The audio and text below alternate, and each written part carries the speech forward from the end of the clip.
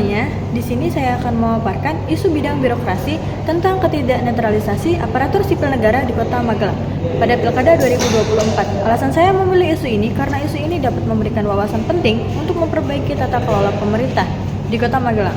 Dan isu ini juga bisa merusak kepercayaan publik terhadap birokrasi. Kondisi saat ini adalah Catur Subagio sebagai aparatur sipil negara dinilai telah mendukung salah satu partai politik dan melanggar prinsip netralisasi aparatur sipil negara. Catur Adi Subagio ditegur sebagai ASN oleh Wali Kota Magelang yang dinilai mempengaruhi prestasi masyarakat terhadap akreditas Pilkada 2024 di Kota Magelang. Kondisi ideal yang diharapkan masyarakat dengan penerapan prinsip netralitas ASN secara tegas pada masalah sensitif saat ini di Pilkada 2024, di mana seluruh ASN dan pejabat-pejabat keselamatan bertindak objektif atau netral untuk menyebarkan informasi atau mendukung salah satu partai politik tertentu. Kemudian, ada dampak dari isu ini tersendiri, yaitu menurunkan kepercayaan publik terhadap institusi pemerintah, memperburuk polarisasi masyarakat, serta memicu konflik sosial. Kemudian, integritas pilkada dan dampak psikologis aparatur sipil negara.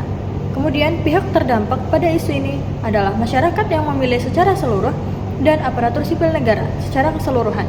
Kemudian ada Badan Pengawas Pemilu dan pasangan calon pilkada, serta Komisi Operator Negara.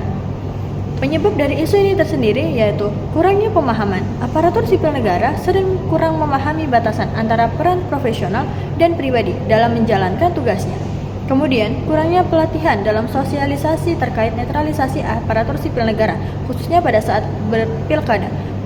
Kemudian ada solusi penanggulangan untuk kasus ini, yaitu menegakkan pemisahan antara tugas administratif dan afiliasi politik, dan memberikan pelatihan tentang netralisasi dan objektivitas pada aparatur sipil negara, memberikan sanksi tegas terhadap pelanggaran netralisasi tanpa diskriminasi.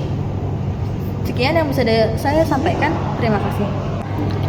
Halo semuanya, jadi saya akan membahas isu penting dalam pelayanan publik, yaitu lambatnya proses penebusan obat dan keterbatasan fasilitas rumah sakit di kota. Lambatnya proses penebusan obat menjadi keluhan utama masyarakat. Keterbatasan stok obat dan sistem pengelolaan farmasi yang tidak efisien seringkali membuat pasien menunggu lama.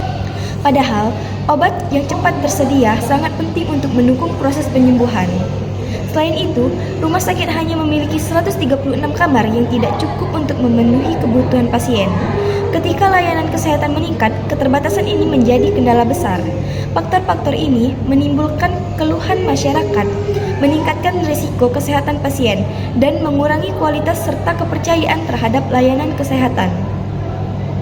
Kasus ini terjadi karena stok obat kurang, fasilitas terbatas, dan respon pemerintah yang lambat. Dampaknya jelas kepada penurunan kesehatan, kualitas hidup yang terganggu, hingga hilangnya kepercayaan terhadap layanan kesehatan. Masalah ini juga berdampak pada tenaga kesehatan yang menghadapi tekanan berat dan reputasi pemerintah daerah ikut dipertaruhkan. Namun, ada solusi penanggulangannya, yaitu tingkatkan manajemen stok obat dengan sistem digital, bangun fasilitas baru untuk meningkatkan kapasitas, sediakan layanan pelatihan tenaga kesehatan untuk mempercepat layanan kesehatan yang memadai dan cepat bukan hanya hak tapi juga tanggung jawab bersama. Terima kasih.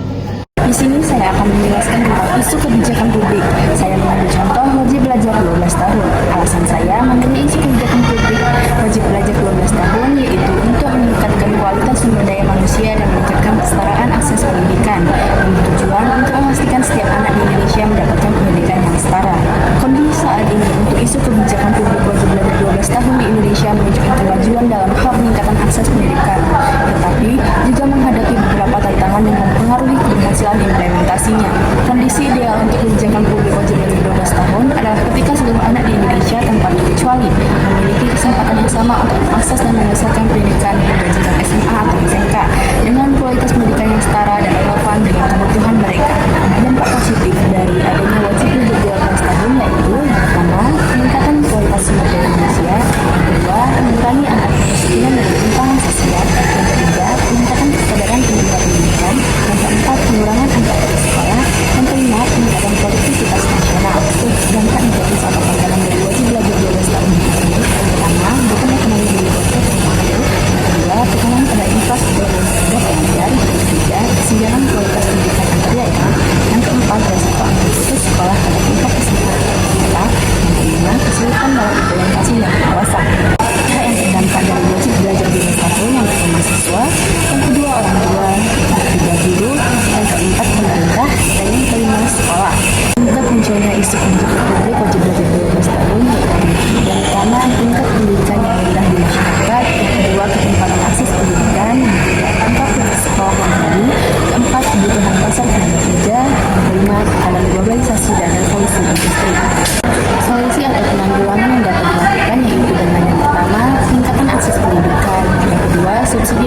finansial, yang ketiga peningkatan kualitas pendidikan, yang keempat sosialisasi dan edukasi kepada masyarakat, yang kelima pendekatan hukum dan kebijakan yang kuat, yang keenam tindakan peluang kerja dan pendidikan lanjutan.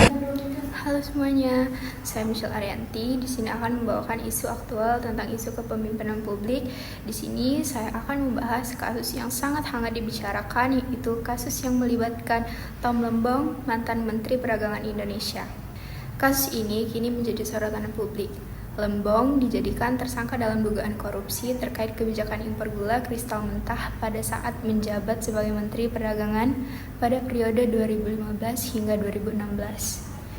Ia diduga menyalahgunakan kewenangannya dengan memberikan izin impor gula kristal mentah sebanyak 105.000 ton, meskipun pada saat itu Indonesia sedang mengalami surplus gula. Keputusan ini diambil tanpa melalui prosedur yang semestinya, seperti rapat koordinasi antar kementerian dan rekomendasi dari kementerian terkait yang seharusnya dilakukan untuk memastikan kebijakan tersebut tepat. Lebih lanjut, tindakan Lembong itu melanggar peraturan yang ada, Peraturan Menteri Perdagangan Nomor 57 Tahun 2004 yang menetapkan bahwa impor gula kristal putih hanya boleh dilakukan oleh perusahaan BUMN. Namun dalam kasus ini, impor itu justru dilakukan oleh perusahaan swasta yang hanya berizin untuk mengolah gula rafinasi. Gula yang diimpor tersebut juga dijual dengan harga yang lebih tinggi dari harga eceran yang ditetapkan oleh pemerintah yang merugikan konsumen dan pasar domestik. Akibat kebijakan yang tidak tepat ini, negara mengalami kerugian sebesar 400 miliar. Dana yang seharusnya menguntungkan negara justru dimanfaatkan oleh pihak-pihak yang terlibat dalam praktik korupsi. Penyelidikan lebih lanjut oleh Komisi Pemberantasan Korupsi (KPK) sedang dilakukan untuk mengungkapkan aliran dana ilegal yang terlibat dalam transaksi impor gula ini. Penyebab utama kasus ini adalah penyalahgunaan kewenangan oleh pejabat pemerintah yang memiliki akses langsung dalam pembuatan kebijakan impor. Selain itu, lemahnya pengawasan internal dan kurangnya transparansi juga memicu terjadinya korupsi. Untuk mencegah kejadian serupa di masa depan, pemerintah perlu memperketat pengawasan terhadap kebijakan impor dan memastikan transparansi dalam setiap keputusan yang diambil. Penegakan hukum juga harus berjalan tegas dan adil untuk memberikan efek jera kepada pelaku korupsi. Sebagai langkah penanggulangan jangka panjang, perbaikan sistem administrasi dan regulasi perdagangan harus segera dilakukan. Setiap kebijakan impor harus didasarkan pada kebutuhan domestik dan kepentingan rakyat, bukan untuk kepentingan segelintir pihak saja. Dengan demikian, kasus ini menjadi pembelajaran penting bagi pengelola kebijakan publik yang lebih baik dan bebas dari korupsi. Hai semuanya, perkenalkan nama saya Rahma Eliza. Di sini saya ingin membahas serta memaparkan sedikit contoh tentang isu manajemen sumber daya manusia, dan saya ambil contoh dari pemerintahan Kalimantan Selatan terkait kasus suap proyek pembangunan yang dilakukan oleh Gubernur Kalimantan Selatan, yaitu Sabirin Nur, yang dimana tersangka kasus suap proyek yaitu Sabirin Nur muncul untuk memimpin apel setelah dinyatakan hilang oleh KPK, dan masyarakat anti korupsi Indonesia akan segera melaporkan hal tersebut ke KPK. Dan KPK telah menyita uang sebesar 13 miliar terkait proyek pembangunan lapangan sepak bola kawasan olahraga terpadu, kolam renang kawasan olahraga terpadu, serta gedung Samsat yang berada di Kalimantan Selatan. Dan pastinya kondisi yang sangat didambakan oleh para masyarakat Kalimantan Selatan yaitu mempunyai pemimpin yang berintegritas, pemimpin yang mempunyai etika dalam bekerja, pemimpin yang mempunyai tanggung jawab dalam jabatannya, serta pemerintahan yang jujur, adil, dan transparansi. Dan dampak negatif serta pihak yang terdampak ini sangat banyak. Salah satunya yaitu terhambatnya pembangunan yang berada di Kalimantan Selatan, serta penurunan kepercayaan terhadap pemerintahan Kalimantan Selatan. Dan pastinya pihak yang sangat terdampak yaitu para masyarakat Kalimantan Selatan. Dan adapun beberapa penyebab yang mempengaruhi kasus suap yaitu penyalahgunaan kekuasaan, dua, ada kurangnya pengawasan yang efektif, ketiga, ada kultur korupsi di pemerintahan daerah, serta keterbatasan penegakan hukum. Kasus-kasus suap tersebut dapat ditanggulangi dengan peningkatan pengawasan dan transparansi, reformasi birokrasi, penegakan hukum yang tegas, pemberdayaan masyarakat, serta peningkatan keterlibatan lembaga pengawas eksternal.